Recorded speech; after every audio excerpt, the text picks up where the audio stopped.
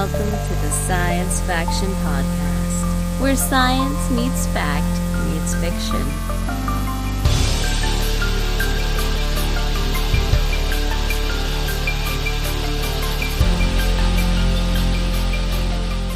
This is Science Faction for the week of July 19th, 2026. I'm one of your hosts, Stephen Dominguez, and with me tonight, two individuals whom last year at this time, I believe we were all at Ren Fair, weren't we? Yeah, I'm Benjamin Daniel Lawless. I'm Devin Kraft. And yeah, we were. And I've been, Nicole kept on telling me, hey, you should probably text Steven, see if he's going to Ren Fair this weekend. And I was like, yeah, I should. And then never did. That never went from my computer to yours. So that's fine, because I couldn't go because I was doing other things. But yeah, last year we went, Devin, you were in town, and we went to the Ren Fair and saw Greg's Guild, and Devin and I were pulled into the back rooms. We'll talk about that later. And it's happening again this year, but yeah, I had we were watching my nephew this weekend. It was 4 days. He's 5, and I got to tell you, boy energy is so different than girl energy. Huh. I am surrounded with girl energy at all times. Everything in my't in my surrounding yard, everything, it's all girls. Okay. That's just where I live. And that's fine. I have zero problem with that. And then you get a little boy energy in here. Whoo, boy, does it knock things around. He was a wild kid, man. Good kid, but like I'm saying, different energy. Also, I'm sure that Devin and I would have no basis for comparison, given it's all boys. It's all boys around here. All boys all the time. All the boys all the way through. Yeah. We're all made of meat. And it's it's great. The diversity is wonderful. Also, my kids have been doing drama camp all week. And so they, from like Monday through Friday, they're a part of a production of Romeo and Juliet. They go on Monday, meet everyone. They go through some exercises, apparently. And then that night, the teacher emailed us like, all right, here's everyone's part.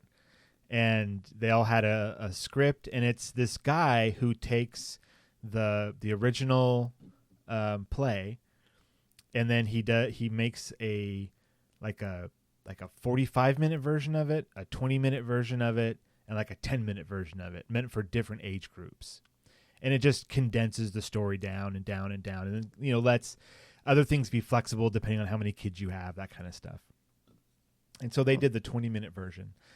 And yeah, they were off book by Thursday. And Friday they had their one play, and it was fantastic for a week-long production. What did your daughter like? Which characters did your daughter? So my oldest played Friar James, which they called Friar Jane, and my youngest played. Please say Mercutio. No Mercutio's Lady Capulet, the Romeo's mom, I think. Oh, okay. I think that's the one. I can never remember which is which. I'm sure Devin knows. No. Oh, you don't? Oh, come on. I'm not a big Shakespeare. Oh, that's right. I forget. If the play doesn't have songs in it, you don't go. I'm sorry about that. So yeah, the kids had a blast. And the teacher was like, hey, we have like the next week we're doing, I think it's Midsummer's Night Dream, and the week after that they're doing it was a non-Shakespeare play. And I'm like, that's great, but I don't have the money for all this. Now I really feel like I've got to do a fan edit of Romeo and Juliet with Dream Theater songs throughout it. That sounds good. Yeah. There you go. What do you mean an edit? An edit of which version? Like a edit of the like the Leonardo DiCaprio, the Baz Luhrmann one. Okay, with Dream Theater songs. With Dream Theater, yeah. Why? I mean, Probably could For figure that Devin. out. This is for Devin. Oh, so Devin will appreciate Romeo and Juliet. You have to paint it with a Yes. nice coat of Dream Theater. That's exactly it. Yeah. Yeah. I get it now. This is weird podcast, guys. For those who don't know, Dream Theater is an incredible prog rock metal band. Yeah. Is that accurately representing? Prog metal. Yeah. Yeah, and one of Devin's favorite bands. Are they still your favorite band, Devin? I mean, I don't know. It's hard to say anything's your favorite. but After they're this, still, we're going to ask you about your favorite color and your favorite Yeah. animal. they are still one of the bands I enjoy a lot. Yes. Would They're you still say putting they out were on music. like a frequent playlist? You would find some Dream Theater on? Yeah. On and off. Yeah. I don't know. Right on. Well, yeah, and then why stop there? We'll go and we'll do like Othello with like Disturbed, and then like I don't know. Othello. I don't remember Othello. I remember, this is so weird. I remember the feeling of really enjoying Macbeth when I had to read it in high school. I cannot for the life of me remember anything about it. But I just Sounds like remember you that I gotta really reread enjoyed it. I mean, apparently. It's time. Is it time to read? Okay. Book club next week, Macbeth.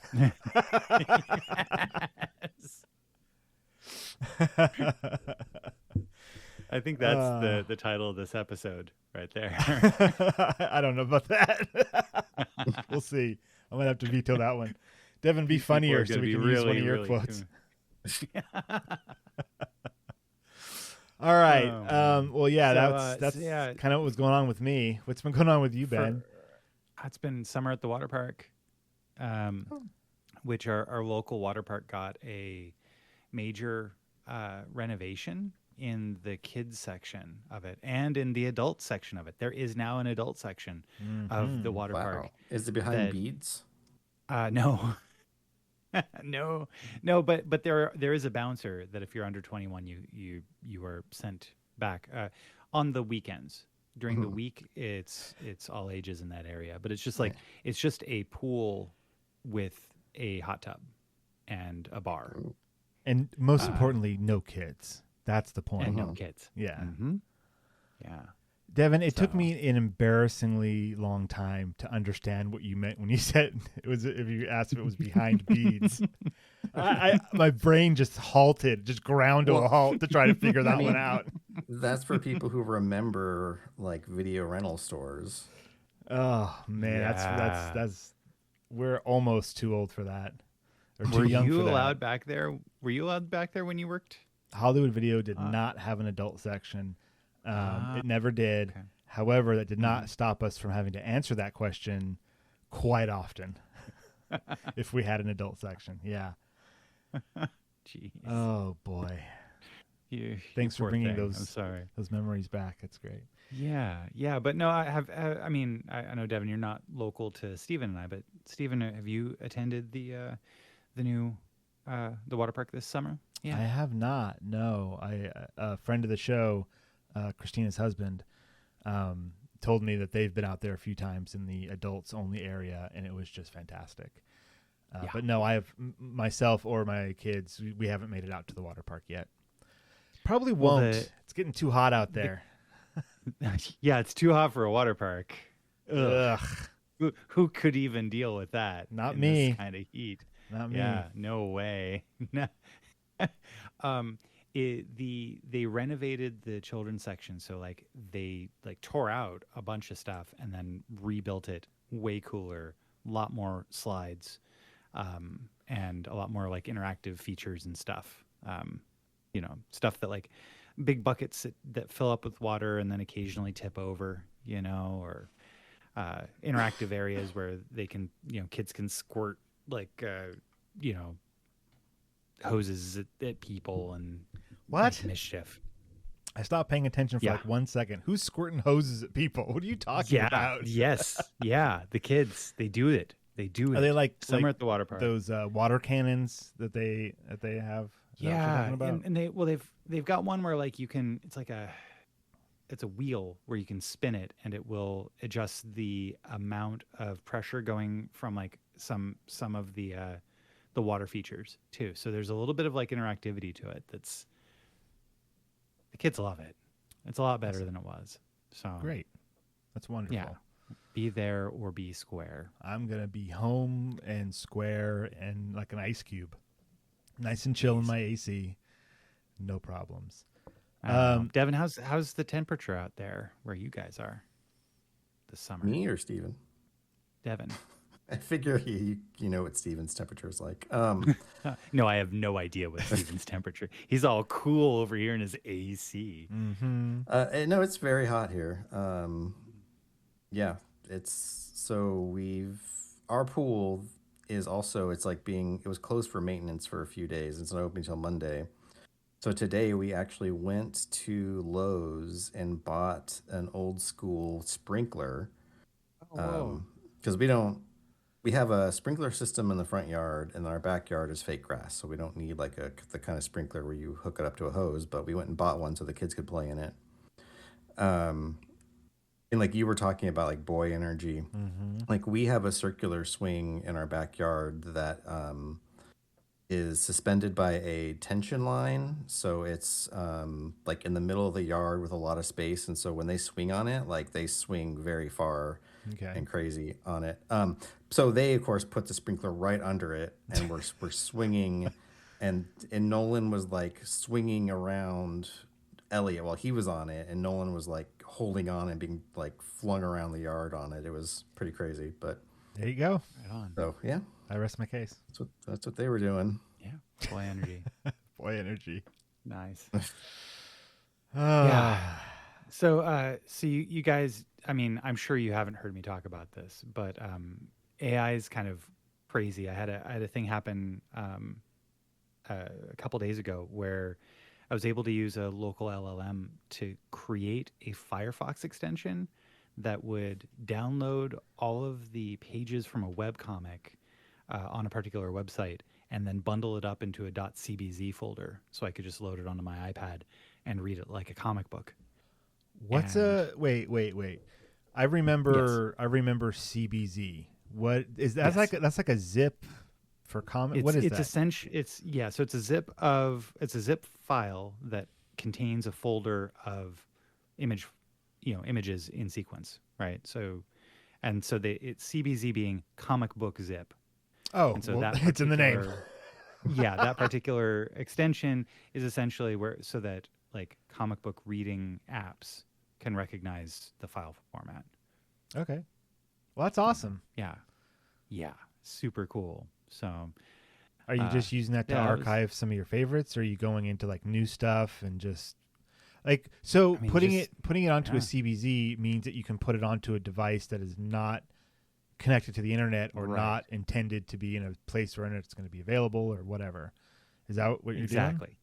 Yeah. So that, archiving purposes. Also, like just reading it without advertisements or other stuff going on, or necessarily like getting caught up in, because some pages for webcomics, they'll often have like blog posts associated with it and entire conversations. And, I sometimes get a little too distracted by that. So keeping it within the, a very, very small area, that's pretty cool to me. And on top of that, it's got me thinking like, what other ways could I do stuff like that? Like if there's long form blog posts that I want to read later, maybe essentially making a format to make EPUBs out of web pages and send them to my e-reader, stuff like that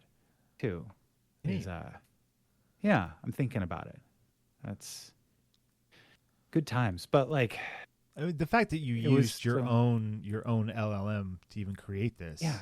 Walk us through it a little bit, not like super tech. Sure. But like, how did you even how did you make this? your own LLM? So I've got a local LLM. It's called OpenCode. And when I was trying to figure out how to set it up, I was running into a lot of different articles that were giving me all the information, but they were all kind of different and they weren't quite tailored to my computer. So what I had done was I went on to Notebook LM, Google Gemini. I guess it's now Gemini LM. Notebook Gemini. What do they call it? Gemini Notebook. That's what they call it now. They just changed the name of it this last week. Anyhow, it's at notebooklm.google.com though still, but who names these things? It's the stupidest thing, man. But a rose by any other name would smell as sweet, Stephen. Hey, that's from Romeo and Juliet. My kids play. Yes, it's from that children's play. Yeah, in the Boy Scouts room in the pavilion next to the lake park. The basic gist was I was able to like paste a list of articles into there. And then I said, hey, this is my computer. Here are the specs of my computer. Tell me step by step how to set up local LLMs on my machine. Now, why would I want to do local LLMs? Well, there's privacy concerns, and there's also kind of an ethics concern. Like if you're running a language model locally, then you're not using tokens in a data center destroying the earth. Like the destroying of the earth already happened in training all this stuff. So I guess it's not tremendously ethical, but it feels a little bit more. And also it's pretty good. It's pretty good to like just play around with and see, since I do all my work on a computer, I take notes, I, design books, build websites. I've been getting really used to local LLMs for coding things. But I never thought so what had happened was that I had previously used a Python script to do what I was doing, and like bundling up webcomics into CBZs. Well, something changed and it broke and it wasn't working anymore. Mm-hmm. So I opened up the folder that contained that Python script in OpenCode, and I asked it, hey, can you just diagnose what's going on here and can you fix it? And it basically said, I can't fix this. Like, here's like 5 different problems that are really bad about this code base. But instead of this, how about I just make you a Firefox extension or like an extension for one of your applications, and like Chrome or whatever. And I said, give me it in Firefox. And it walked me through installing it. It made it. And then I asked it to modify a couple things, like, how the naming of it was afterwards. And it did it. And I guess that's like the really amazing part about all of this is that in coding, what you're dealing with now is that the language of coding is the same language you use to speak and write. Not necessarily the coding language that it is in. And that's really interesting to me. We're getting really close to being like, computer, make this thing. Mm-hmm. Right? And essentially you're saying like, make this thing happen however you can. And then it takes that and just runs with it. It's bespoke software. Yeah. Right? And that's what is really fascinating to me, especially like with my Linux leaning interests. The thought that any Radical machine Linux. I'm on, but the thought that any machine I'm on, I could have the things that happen on it and the stuff I get done with it done exactly to my prescripted like way of doing things, and I can modify it later. And so that's really cool, and like it's highlighting to me that computers have always been this way. I just don't have a degree in computer science, so I never saw it that way. And unfortunately, there's no ad block in real life, and so we just get shown Microsoft and Apple products, and that's all that we can see most of the time. You have to go digging to find this other stuff. Yeah, corporations, it's fine. Yeah, and I mean, you're probably not going to get any advertisements for locally run large language models. You're going to get advertisements for Gemini or OpenAI or, but oh man, there's like big news item of the last week. I don't know if you guys heard about this, but Apple is suing OpenAI for the way that they're poaching Apple employees. Have you guys heard about this? I have not. I haven't. No. Now, I don't have the article in front of me, and I might be getting all this stuff wrong, but like from my own memory, the basic gist of it is that basically they're like in poaching Apple employees, OpenAI executives that were like reaching out and like saying, "Hey, come in for an interview. Also, could you bring these classified documents with you from your current job? That'd be What? great." Yeah. Huh. Okay, so OpenAI is the one that's being super unethical here. Right. Yeah. Yeah. So it's just like it's a big quagmire. It's something that's probably going to be in the tech news for years as this all gets worked out and as like the discovery of what's going on behind the scenes with both of these companies starts to come to light. It's really going to be fascinating. Yeah, I mean, if I don't know if we'll have time to read all the articles with the robot wars happening, but you know, I'll keep my eyes out. Yeah, and those robot wars, they'll keep it beyond beads though, so it's fine. Hey, as long as they're beyond beads. Bees? Yeah. Beads. Not the bees. Not the bees. Oh my gosh. This episode's going off the rails, my friends. I like how we talk like that Star Trek alien talks now. Oh, Darmok. When the Yeah, walls Darmok and fell. Jalad at Tanagra. Yeah, all that That's stuff. right. That's how, I mean, that's essentially what that language was, right? It's just memes Yeah. that people Oh, that were just understood and they could talk at with each other. All right, well that's cool. What else do we have to talk about? Not a lot. So before the show, we talked about this a little bit. So the patrons are gonna be like, "You talk about it again." Chill, patrons. We got all kinds of good stuff for you this week. We don't, but let's pretend we do. Oh yeah, we definitely do. We definitely do. X-Men 97, season 2 has 5 episodes out now, I believe. And man, Nice. all bangers, every single one of them. They've taken all the successes of the first season and just continued. The story just continues. If you know, you know. Big event, big thing happens at the end of season 1, and they go directly into that in season 2.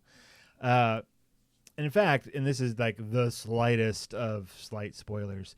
I'm gonna talk about that real quick. At the end of season 1, the bunch of the X-Men get split along the time stream. We got ancient Egypt, and then we've got the far future, and then present day.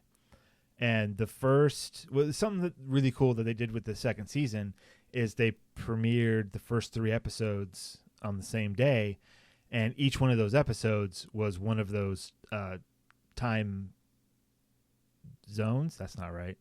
Okay. Eras. Yeah. Time periods. Periods. Yeah. Yes, one of those time periods. Thank you. Time zones. Stupid.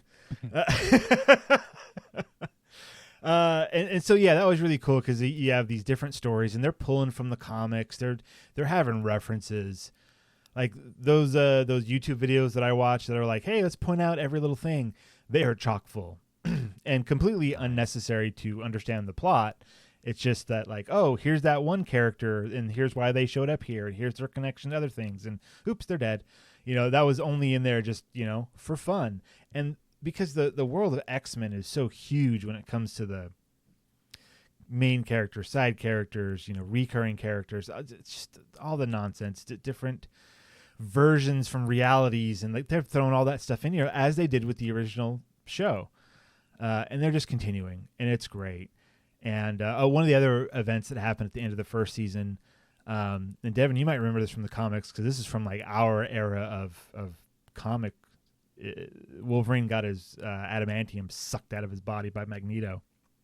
Oh yeah. Okay, yeah, I remember that. Yeah, we all remember that. And I remember that it happened, but yeah. Yeah, I mean that was schoolyard talk, man. Everyone was talking about it. So that happened at the end of the first season. And so going into this season, some of the promotional material, you could see his bone claws. And so like they get into that a little bit.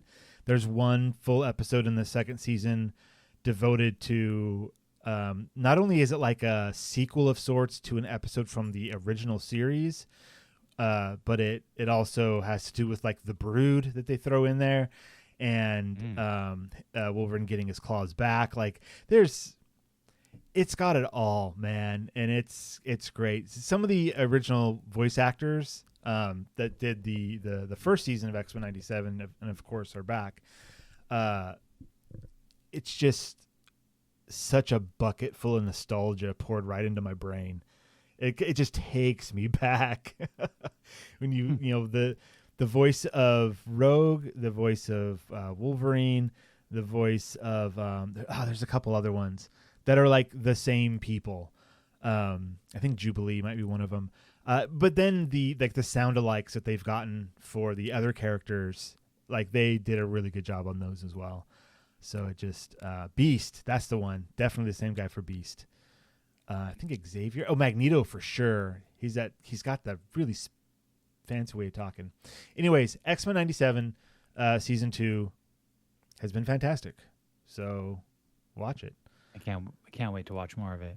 The first episode was incredible, and got to get there. Yeah, it's good stuff. What else? I'm not going to talk about it that much, but it's something that I've been putting my time into lately. Assassin's Creed Black Flag Resynced. You guys know anything about this? I know it's out, and a lot of people like it. Yeah, I don't know anything about it. Okay, so for Devin, Assassin's Creed, long-standing video game franchise. Assassino. Of course, when it was in Italy, people were shouting that. It's widely known as a series that tries, with a big asterisk, tries to be historically accurate as possible. They're not going like full, like 100% historical or else. Some of the stuff they can't do that with, but they try. And some of the games have like a historical setting that can be used in schools and stuff. That Assassin's Creed Origins, which was the one in Egypt, that is one of the ones where there is a school teaching mode, and you just kind of go around the cities, and it'll like explain to you like the stuff that they're doing, like the embalming routine and farming stuff, and so it can be used as an educational material because they have tried, as hard as possible to their abilities to make this stuff accurate, even if it's not necessary for the gameplay. To see it in there, it's really cool. That's one mode I actually have went through and experienced. Oh, really? I haven't. I didn't play any of the game. Yeah, I didn't play any of the game. I just hopped into that mode.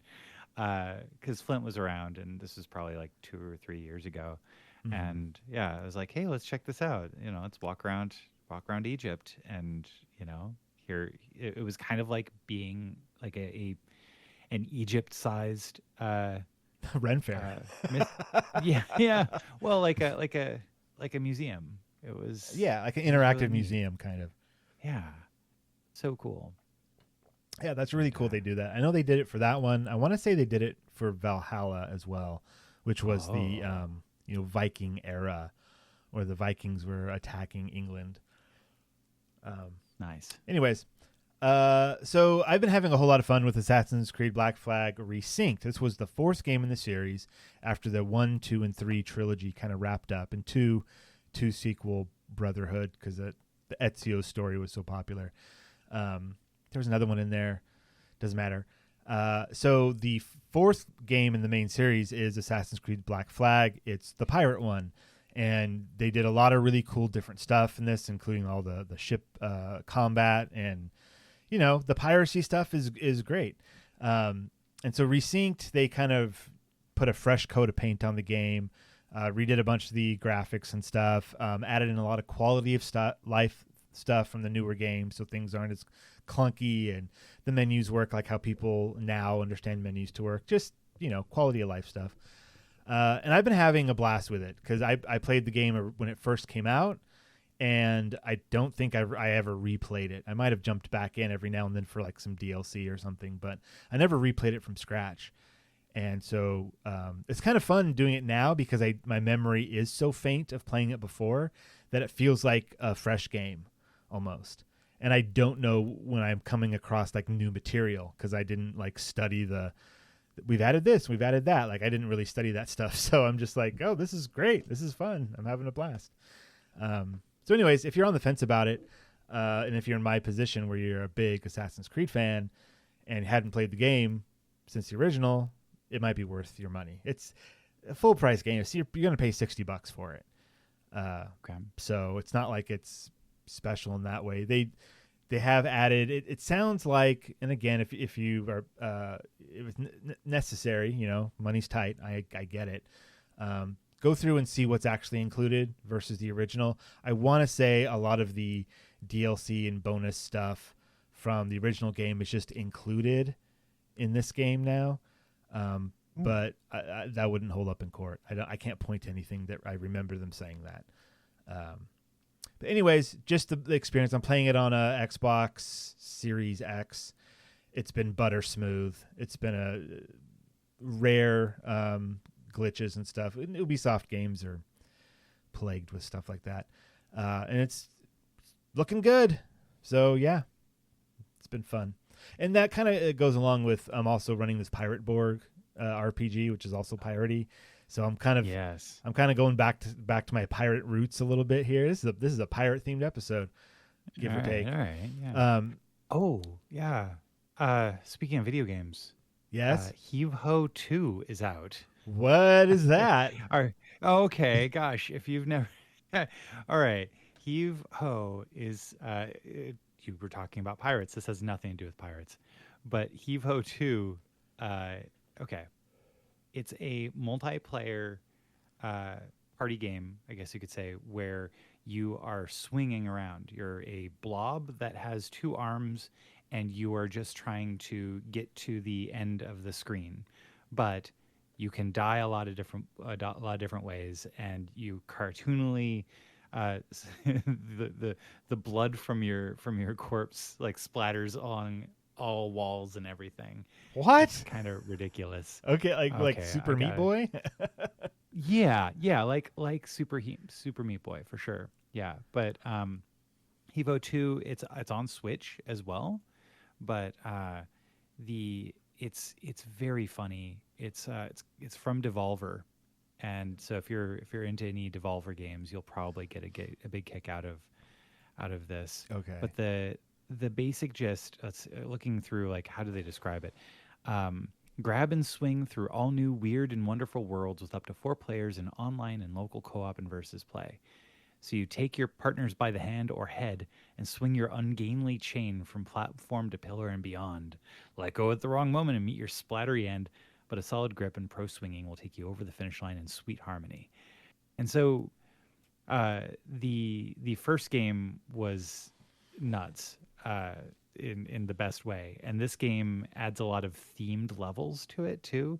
So my son and I, we played through a level where we had to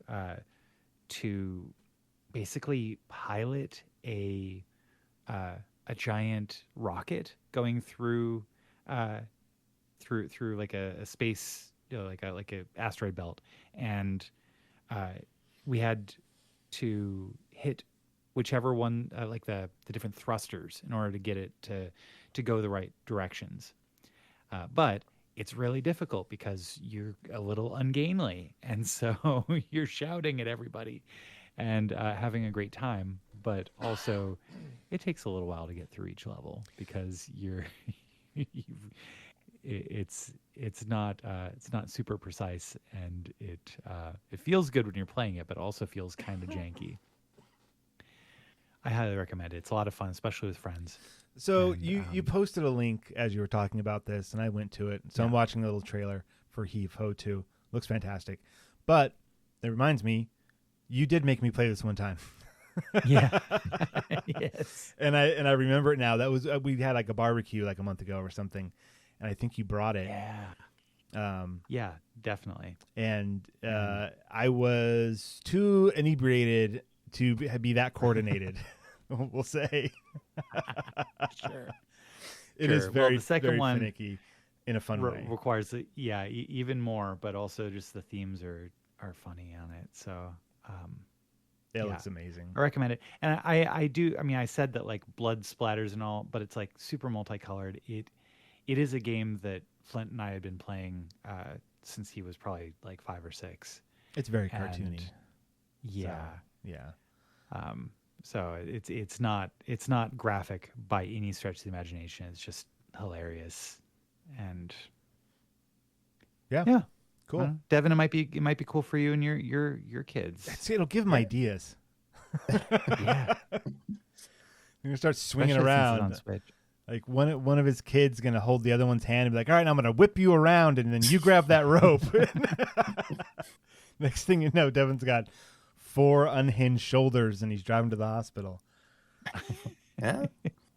We've been pretty lucky that they haven't had any major injuries because, they're 2 boys and they're pretty crazy, especially the younger one. It's always the second one. Plenty of injuries, but no having to go to the hospital. That's good. That's really good. Okay, we're gonna take ourselves a little break, and when we come back, we're doing our future or now. Now. Thank you, Echo. You're welcome. So we'll be right back.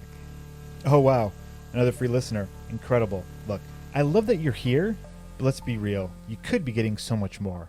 Bonus episodes, unfiltered takes, behind the scenes chaos. All you have to do is join our Patreon at patreon.com/Science Faction Podcast, or don't. But if you don't, just know that somewhere in a parallel universe, a better version of you already has. And we're back. Heyo. Hey, what's Hi. up? And a big thank you to our patrons, Renee and Josh. Thank you. I forgot to bring up in the earlier part of the episode. Are you guys keeping up with Game Changer? Because this season's been wacky. you guys. Yeah, I have. I'm all caught up. We watched Count the Rice over the Yes, weekend. Count So yeah. the Rice is. I can't wait to see the behind the scenes of Count the Rice. I don't watch the behind the scenes episodes. I should watch those too. I'm sure they're pretty funny. I mean, the behind the scenes are generally pretty interesting to me, but this one for sure, I'm like, Yeah. You want to know the Count the Rice. logistics of what happened? yeah. It's complicated. Yeah. The game is not what it appears at first. And also is not what it appears until like 15 minutes before the end of the episode. It was like almost an hour long episode. It was just I mean, I'd say halfway through, I kind of got it. I was like, okay, they're going to have to go to the bottom and then back to the top. But Okay, I yeah. thought they were going to have to do it twice right. because of the song. But I mean, not Because of the that song. was a trick, but he was able to get it that time.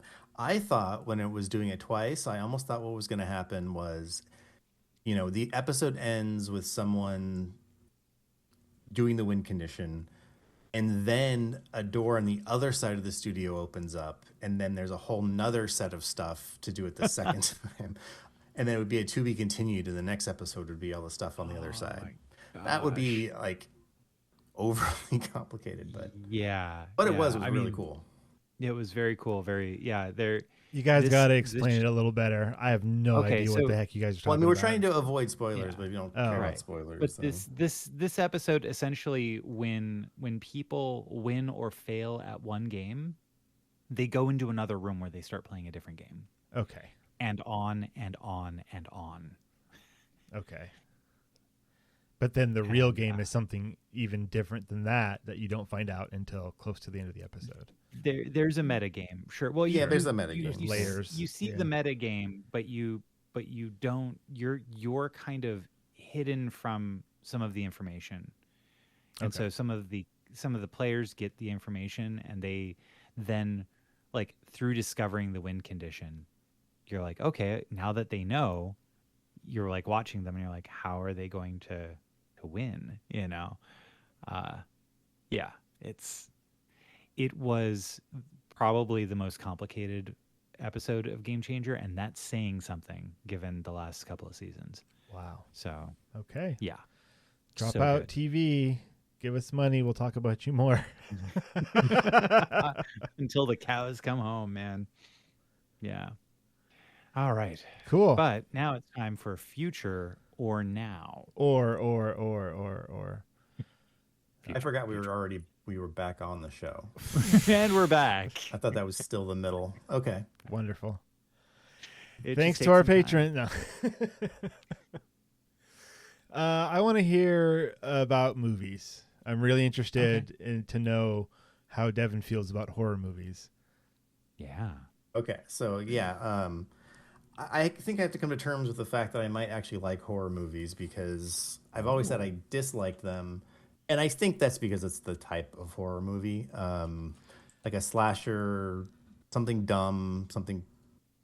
There's definitely a whole wide range of quality of horror movies, but it seems like lately some of the only good unique movies now are horror movies, and I've enjoyed them. Like Weapons was pretty cool. I don't know if you guys have seen that. No, but you talked but about it it on the was- show. I did, yeah. So anyway, lately there's been two big horror movies in theaters that have kind of been like talked about, which is Backrooms and Obsession. I saw both of them this weekend. We saw them streaming. We didn't go to the theater, and it's interesting. Both of them are started as YouTube things, like their creators made YouTube shorts, and then studios asked them to make movies. Both of them are very different. It seems like Obsession has actually caught on a lot more, but Backrooms had a strong following on YouTube, which I think is what kind of kept it popular in the theater. So I enjoyed both these movies. I think I liked Obsession more. Do you guys know anything about these movies? No. I know about the Backrooms because Gen Z kid that we both knew once forwarded a video and said, you should watch this. And then I watched some of it and went, okay, that's what this is. So, yeah, I just learned about liminal spaces a little while ago, and I thought they were interesting. I was going to talk about them on the show, but I was trying to find an article that went into more depth about them instead of just saying, "Hey, aren't these pictures kind of creepy?" So, Like do you know Steven and I do all the time.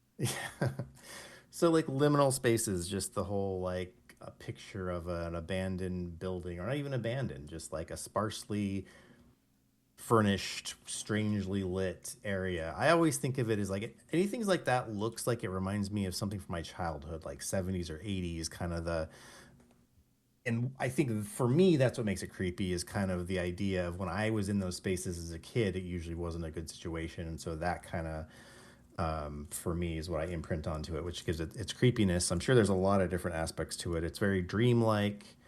So Backrooms, as far as I can tell, kind of took that idea and wanted to make an actual movie out of it. So the guy online, he went with the handheld found footage style. So I did watch the first one, and I've seen some videos that kind of explain what happens in all the other ones. And so the first one is someone just falls through basically a portal, but there's just no fancy special effects. It's just all of a sudden they're in these rooms, and they're like, "What the heck is this?" And searching, and then of course there's some kind of weird monster you never fully see. It's kind of in the periphery and looks eerie, and that's kind of how that goes. And so, and then I guess in the YouTube series, it does get in kind of to the government investigating this thing, and so kind of looked like a bit Stranger Things-ish to me, but I know that happens in a lot of 80s sci-fi. There are a lot of different facets of the story that the creator went with online. Yeah. So yeah, there's a lot that you can dig into within the official, which is he's not even the originator of this idea. He got it from somewhere else. Kid's super young too, which is really impressive. But all this stuff that's from him is all a single universe, unified idea from the beginning, which is really cool. Well, it seems like the movie can complementary to it. Like, I don't think it contradicts anything. No, and he So the directed movie, it. yeah, no, Yeah. I know he was directed it. He wrote and directed it. Yeah. But what's interesting is like, okay, you're gonna make a movie about this. It's got to be about people. There's got to be a story. So what the movie does is it doesn't really explain anything. I think that keeps it mysterious. I think whenever you try to explain something like this, you're probably inevitably gonna take away some of the spookiness, because as soon as you explain something, it's like, oh, it's just this stupid thing that doesn't exist. Um, so it follows, like, it only has like really two main characters. There's a couple other characters in the movie, but it really just follows two main characters, and they, kind of go into this weird place. And the only kind of explanation or connection that these back rooms have to the characters, it seems like it kind of manifests his subconscious. Um, and there is this weird description of like, because this is just the guy who's been in there, the main character, so he doesn't have like any actual like scientific knowledge. He's just kind of like saying what he thinks it is, because really weird things start appearing, like humans that look really strange and deformed. And his explanation is like, this place is remembering something, but the more it remembers it, the worse it remembers it, or something. So and that's about it. Like, there's not a whole lot to the movie. It's like, so much of it is kind of the slow buildup of going through the rooms, which is like, I mean, that's kind of what it's about. Like, the rooms are the the monster. There are other actual monsters, but the rooms themselves in this creepy place is what it's about. So most of the movie is just like kind of a slow burn, like the videos online, of just going through this weird place. So, I mean, I liked it. I actually do think I was expecting a little bit more from it. It was well done. I definitely would recommend it. If you're a horror fan, or you like just psychological kind of weird movies, I think it's totally worth watching. And then we watched Obsession, which is in a way a bit more of a traditional horror movie, although it's also more like kind of psychological. Like, that's what, again, like, these movies are better because they're not just like slasher movies. There's not we've awakened some ancient demon that's killing us, and now we have to find the ancient book and say the thing to get rid of it. So I don't know. Have you heard anything about Obsession, Steven? Do you know? No. I've seen a couple of memes go by that I did not understand at all, and so I didn't even try to. Apparently, yeah. So I watched. The only reason I know about the pop culture impact of this movie is from Red Letter Media, because they talked about like how people have reacted to it, and apparently there's tons of memes about it. It kind of has the way they put it, like, it kind of has a chicken jockey aspect to it, where people will keep going and seeing it just because it's like a meme, just to go see it. I don't know what they do in the theater, if they're really annoying, but it's a really popular movie. So what it's about, it's a careful what you wish for story, just done, really well and really kind of creepy. But so it's, the main character is a guy in his seemingly mid-20s. He's in a friend group, and there's a girl he likes in his friend group. And he wants to tell her that he likes her, but he can't. So he eventually ends up making a wish using this like thing he found in a store that was like, I think it's called like a weeping willow or something. Like, you get one wish, and So anyway, he uses that to wish that he says like, I wish she loved me more than anyone in the world. And then it's the consequences of that. Like, does that exact thing then happen? Yeah. Like, the way they do Perfect. It's like, because you can kind of write the story yourself. You're like, okay, so what he makes that wish, the next scene she seems a little bit more friendly than usual, that's weird. And then a little bit later she's like asking him to go out. It's like, why is she asking him to go out? And it's like, oh, eventually they're gonna get together and she's gonna be super jealous, and then by the end something really crazy is gonna happen where she like threatens to kill him. Like, that's how like a standard movie like that would go. This is like, as soon as he makes the wish, she's like, boom, and it's like she's basically there because he makes the wish in his car after he's dropped her off at her house after they've gone out for drinks with friends, and she like comes back out and is like, "Hey, do you want to come in?" He's like, what?" And like right from there, and then that like night is crazy and like obvious, and it's also interesting the way it affects her because It's not again, consensual, is it? it's not consensual, and Yeah. it's not subtle, and it's not consensual. So yes, they definitely establish, because while this is just transition is happening, every so often she'll like snap out of it and be like, "Wait, why did I do that? What's happening? What's going on?" And then she'll the other her will come in and be like, "Oh," being very sweet and stuff. And then yeah, you learn kind of quickly that like the real her is in there, against her will. Jeez. And there's a couple really creepy parts with that too. I want to see this movie now. It's really good. Yeah. What did you watch it on? What service? This is actually on Peacock. You don't have to pay to rent it. It's on Peacock. Good. I have Peacock. So yeah. Nice. Well, then I won't get into any spoilers. Yeah, no or spoilers for anymore, 'cause Obsession.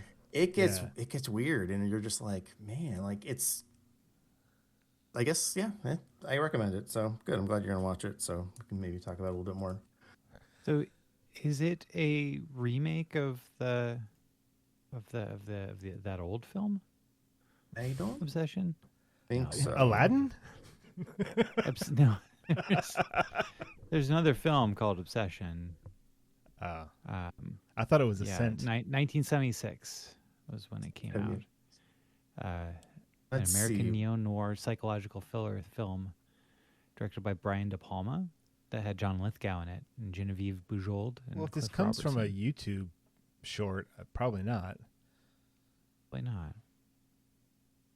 It says this one, the 1976 one, is about a prominent New Orleans businessman who is haunted by guilt following the death of his wife and daughter during a kidnapping rescue attempt gone wrong. Years later, he meets and falls in love with Sandra Portinen, a young woman who is the exact look-alike of Elizabeth.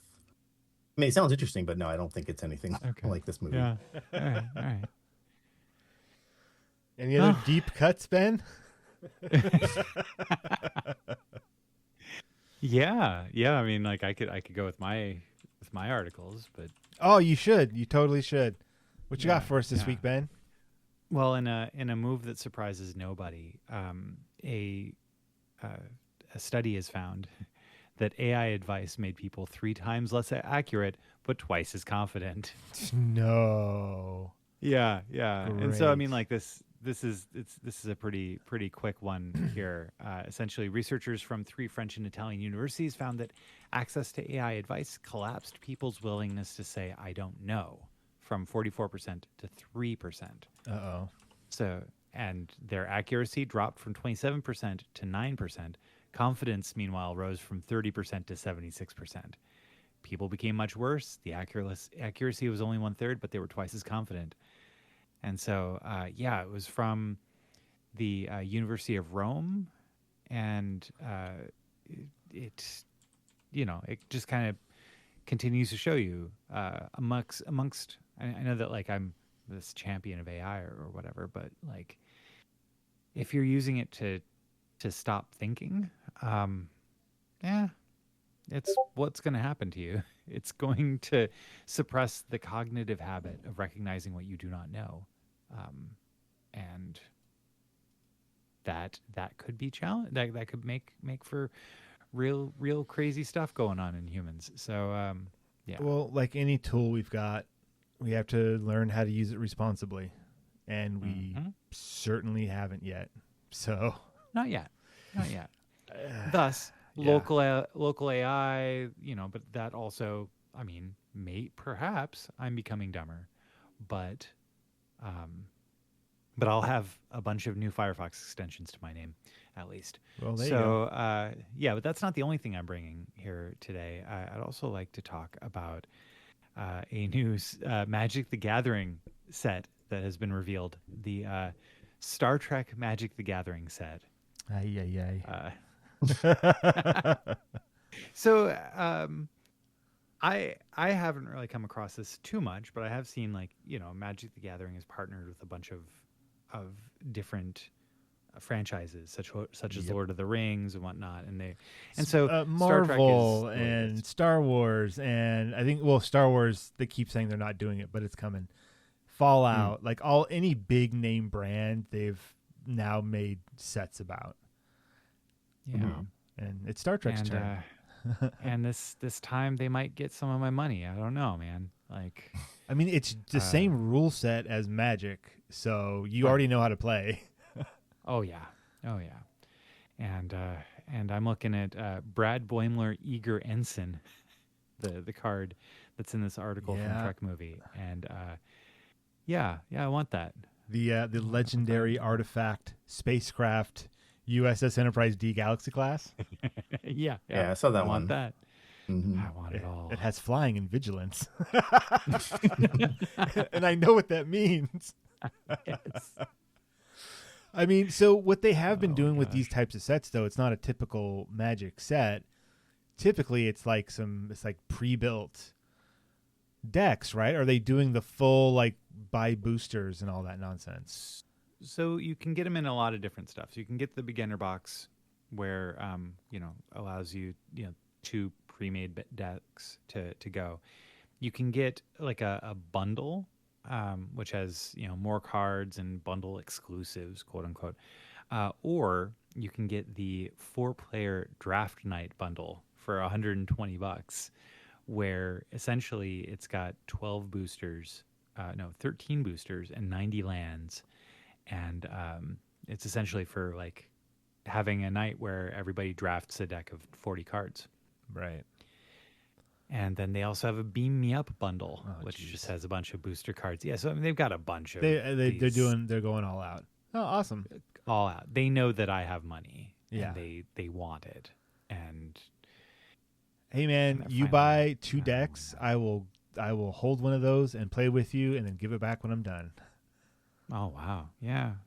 Maybe I can like get a couple of suckers, or friends to go in on draft night with me, and then they keep what they bought. Well, But maybe you I can don't know. find some of those suckers. Yeah, or friends. I don't need any more cards in this house. You really could use some more cards. They're really small. It doesn't take much. It doesn't take much. But that's both of them small but mighty, and that's my part of the episode. Oh, you're done now? That's it. All right. That's Well, let's all. move on to our final segment, which I like to call "What's Happening, Guys." What's happening, guys? How you guys Not doing? much. Not much, Steven. How you? Oh man, life's been tough lately.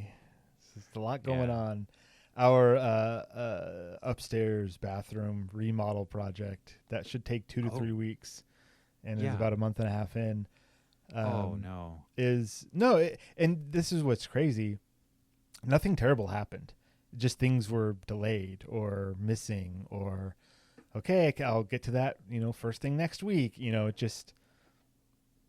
Just stuff like that. And so it just goes on and on and on. It's like 95% done now. It's usable as a bathroom, which is great. Oh, that's good. But there's still some paint stuff that needs to get touched up. I mean, that's and really what you knobs want in a and things. bathroom. What, 95% complete? No, usable. Usable. Well, Yeah, okay, usable. true. I like to look at my bathroom. What? Said no one ever. There you go. Jeez, I was scared there for a there you second. go. Yeah. Ooh, ooh. Oh, Devin, when's the next time you're coming to hang out, man? Or when's the next time we're going up there? Yeah. Oh, yeah, as soon as you buy me plane tickets, Ben. Hey, we're only 2 draft decks of Star Trek Magic the Gathering away, my friend. Let's go. Play the cards. I Play mean, the ponies.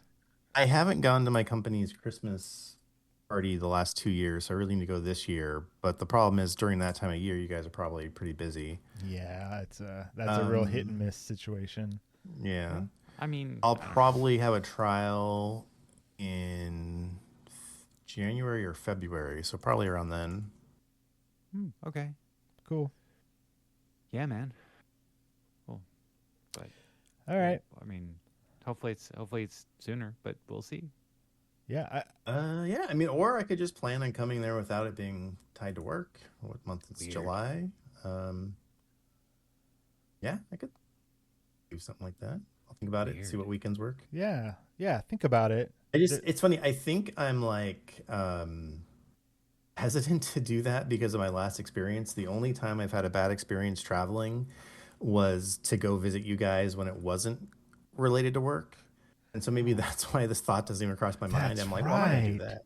And that was like the worst. Like, I mean, people have had much worse experiences, but for me, like a literal entire day stuck at the airport, followed by then being stuck at another airport overnight was like, wow, that takes the cake. That's right, because we were planning on like a big 3-day weekend extravaganza, and you pretty much you were traveling for a whole day of that. That sucks. Well, the universe is in a much better place now, so I'm sure there'll be no problems whatsoever this time. Mm-hmm. That's true. I mean, as far as I know, there's no laws against people from Texas traveling to California yet. Yeah. I'm sure we'll get it there. Depends on what side of the Civil War you're on. What kind of American are you? Jeez. Did you ever see that movie? I didn't. Oh, was it Civil War? Mm-hmm. No, I haven't seen it. It looked Hey, too no, scary I to did. me. Captain America one. Did he, though? Yeah. I don't know. Are you guys planning on seeing the end game when it comes back to theaters? I'm sure Devin What? isn't. No, I didn't know that was happening. Yeah, so I didn't. Yeah. okay, so it's called Avengers Encore or Avengers Endgame Encore or something like that. It's coming back to theaters in September. Since Doomsday is like a direct sequel, they want to be like, hey, remember? But then they also threw additional scenes in that help to tie it in with Doomsday. Yeah, so that's happening. Because of the like new scenes or whatever, I'm sure there'll be a section of Marvel fans that it's going to be an event. We've got Spider-Man next week? That's pretty cool. Oh, that's right. Yeah, that's coming up. That's gonna be huge, I think. And people are gonna like that one. Yeah. All right. Down. Well, there it is. We've done it again. Though I do want to say it does occur to me that making Avengers Endgame longer might not improve the experience. I mean, that's a long movie. That is a long movie, but we've all seen it. So you need to get up and go to the bathroom. Like, you're not going to miss anything. True. Except for that one new scene.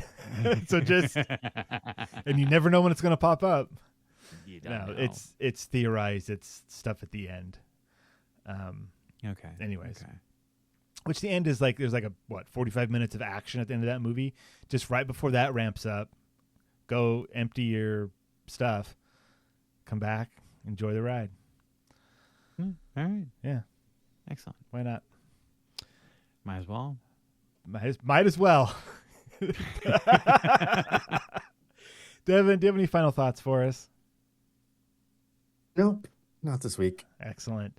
Ben, do you have any last words? Did you know that anytime two Egyptology professors are in the same room, they fart simultaneously? It's called the Curse of Tutankhamun.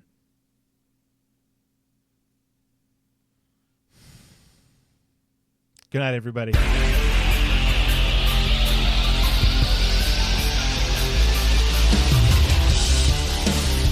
This has been the Science Faction Podcast. Tweet to the host at SciFact Podcast. Email them at sciencefactionpodcast@gmail.com and visit sciencefactionpodcast.com for more episodes.